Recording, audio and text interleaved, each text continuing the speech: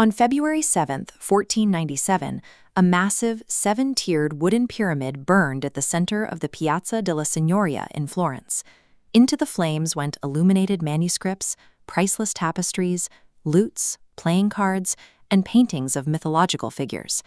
The very artifacts that defined the height of the Italian Renaissance were being fed to the fire by the citizens who commissioned them. How did a city famous for launching an era of artistic rebirth suddenly turn on its own masterpieces?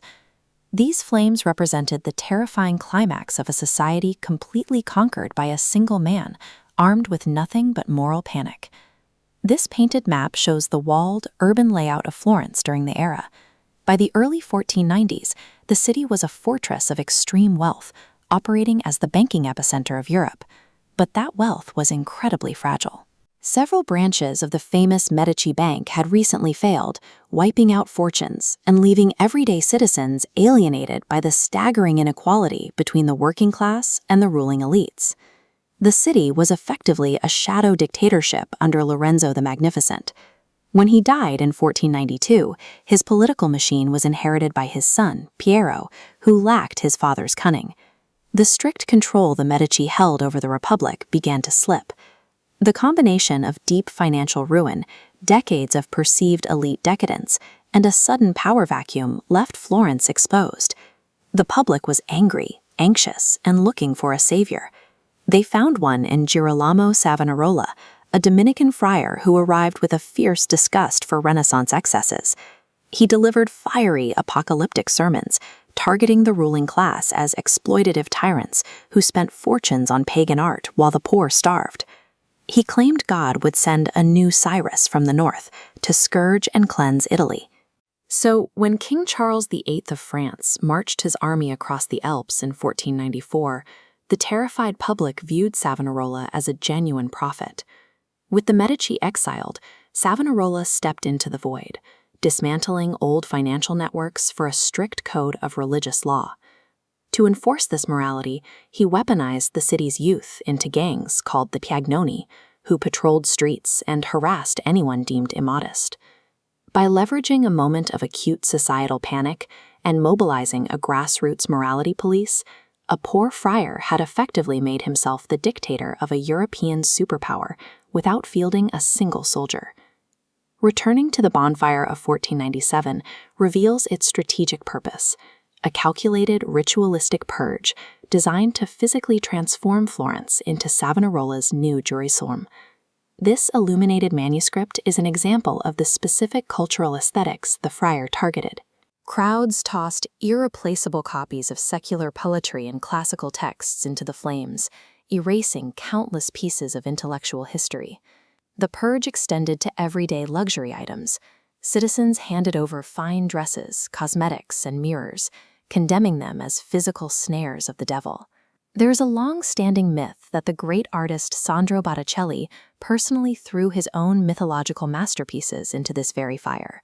While early biographies show no record of him actually burning his paintings, the psychological pressure of living under this regime clearly altered his classical style.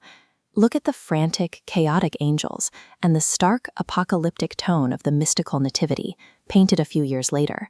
The sensual, grounded beauty of his earlier work is gone, replaced entirely by the intense theological dread that Savonarola had injected into the city.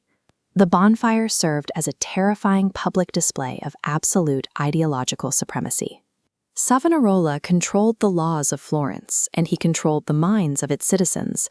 But absolute ideological control requires constant escalation. Savonarola overreached by directly attacking the famously corrupt Pope Alexander VI, calling the church a whore. In May 1497, the Pope responded by excommunicating the friar. At the same time, the physical reality of living in Florence was deteriorating. A severe economic downturn hit the city, leading to widespread starvation.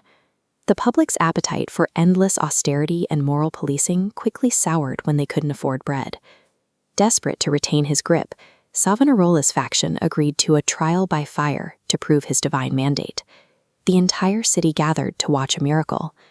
Instead, the rival monks argued over the rules for hours, until a sudden rainstorm rolled in and completely doused the flames.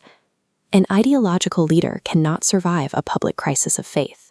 Without forward momentum or a fresh miracle to validate his prophecies, the collective fever of the crowd violently broke. The frustrated mob turned on him immediately. They laid siege to his stronghold at the San Marco convent, dragged him out into the street, and tortured him until he confessed that his divine visions were entirely invented.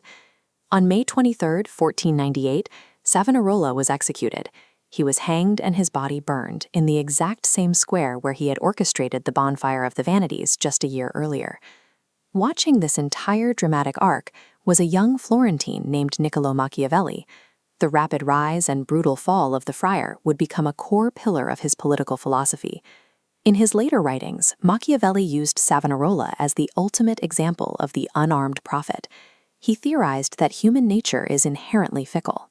While a leader might temporarily persuade a population to follow a radical new order, persuasion alone cannot sustain power once public belief inevitably fades.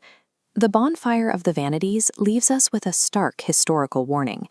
Leaders who build their empires exclusively on moral panic and mass hysteria are almost always consumed by the very flames they started.